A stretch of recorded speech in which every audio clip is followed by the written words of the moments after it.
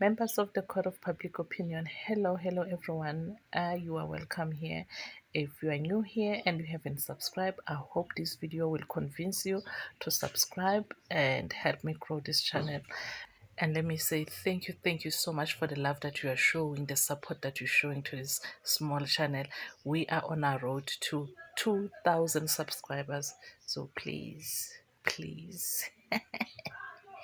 help your girl to get to 2,000 subscribers. Without wasting any time, let's get to the happenings as they happened in the High Court of Pretoria today. Hayibo, hey siyahleba phela. We just get to understand today that NTANZI's ID was used and sent to Madam Steenkamp herself. You know the lady, Umdwebi, the one who did the identikit in 2014.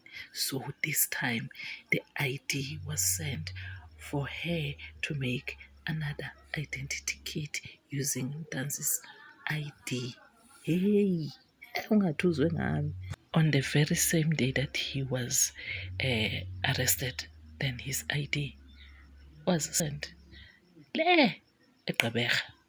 So the request was for Miss Amanda Steenkamp to use an imposed picture where they would, using Adobe, where they will put the red logs on NTANZI's ID and put a hoodie on NTANZI's ID so that they can see if NTANZI, the new one, and NTANZI the old one, you know, the old identity kit will give them the very same person that they are looking for who entered Makumalo's house. And Steenkamp said in her affidavit that he was requested to do an alteration, but again, you know, Brigadier Gininda said, no, we're not doing an alteration, we were just doing a comparison. Okay, so let's take a listen to Advocate Ramusipele when he lays this down so that we can all have an understanding and we can make up our mind. We're not trying to convince people to, you know, to have two listening ears like we do. We're not trying to be biased, but we are just following the information and the evidence as it is being given to us in the court of Judge Rata. Let's take a listen to Ramsipile. June 2020, I received a request from Colonel Gininda to do an alteration on an image by adding a hoodie and dreadlocks hairstyle to a person of interest. I performed the alteration using Adobe Photoshop C52 or CS2 by adding dreadlocks hairstyle and hoodie with a brush tool. Attached, please find Annexure A, the draft document in brackets that forms part of this affidavit, containing identity kits and control images. Paragraph 5 is the commissioning that we have just referred to. Page 1, Annexure A, it reads, Phosphorus CAS 636-10-2014. A facial composite is a method of establishing a visual likeness of any person through the verbal description of a witness or victim, and which is built up with the aid of identity equipment by a facial technician. The facial description must be established as well as the modus operandi of the sought person to aid the facial investigation. And it says, Annexure A is a draft document for investigation purposes. Page 2 is the suspect information of a person of interest. And page 3 is the identity key, control, and altered image. And page 2 thereof, it's Phosphorus CAS 636-10-24. Mr. Makaleni residing at Mzamotri, Brigadier. The control image that was used there are three images. The first on the left is the image that is of the image on the left in Exhibit J, and the one in the middle is the actual photo of the an extract from accused number two's ID. And then I think the last image is the one where it was now superimposed or altered using a hoodie. Correct, man. Yebo kuyiqiniso ukuthi kulezi other ones you have it in front of you. I think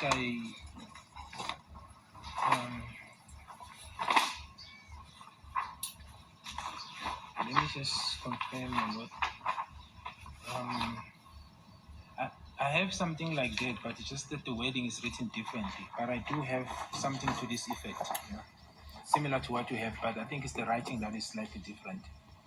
Yeah, because this one is an enlarged of this page, and it says this suspect was standing outside the gate, and the descriptors are the same as in the pages that I've read. Yes, I'm not sure if...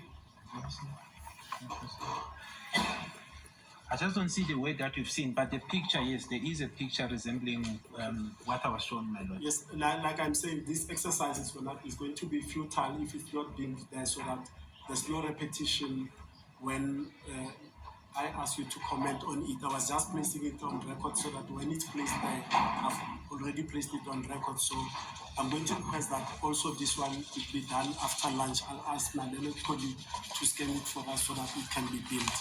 Understood, ma'am. I can ask from this whether or not we're going to build this. What was the necessity of having this second identification altered from DB to this other one now with a control image of his identification document used?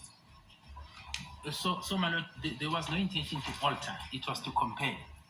So that is the right context. The alteration is insofar as what was provided to warrant officer Steenkamp, and the altering she's talking about is what we provided to her to put the hoodie and the dreadlocks as is described by Mr. Makaleni in order for her expertise. As I said, my lord, the purpose was to see if she can say photo B or the sample that we gave her corresponds with the identity that was taken on the 29th of October 2014. That was the purpose, to say you are an expert, you dealt with this identity on the 29th of October 2014.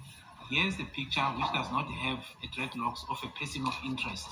Can you then alter this picture that we're sending and add the hoodie and the dreadlocks and see if you can match the two? That was the purpose of this exercise, but not to alter the original identity of 2014, because the comparison was being done in relation to that original identity, my lord. In essence, my lord, was to try and see if we can link conclusively accused to, as per the photo that comes from his ID, with the identity kit that was drawn on the 29th of October 2014. That was the purpose. Including if, for example, the expert says no, there's no such in terms of her expertise, my lord.